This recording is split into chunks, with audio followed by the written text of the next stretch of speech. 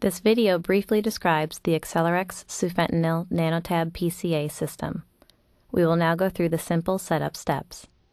First, the nurse obtains a drug cartridge, along with a new dispenser, a fully charged controller, a patient ID tag, and a tether. The nurse turns on the system. The nurse's access card is scanned to confirm authorized use. The cartridge is removed from its sealed packaging. The safety tab is removed from the cartridge. The cartridge is then inserted into the dispenser. The dispenser is attached to the controller. The unique patient ID tag is scanned to match the patient to the device. The tag allows only the patient to dose themselves. The ID tag is then attached to the patient's thumb. The nurse primes the system by ejecting the cartridge cap into her hand.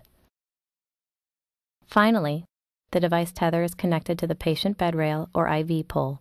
The other end is inserted into the controller and automatically locks for security. Setup is now complete.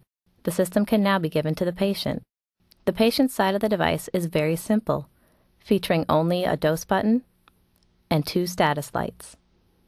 The green light indicates that a dose is available.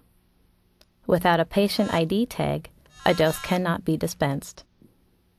When the patient ID tag is placed on the dose button, it flashes and the system will permit dosing.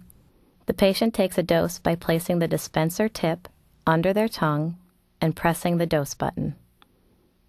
After a dose is taken, the patient is in the lockout period, as indicated by the blue light. Even if the patient presses the dose button during lockout, no dose is given. The patient's complete dosing history is recorded in the system.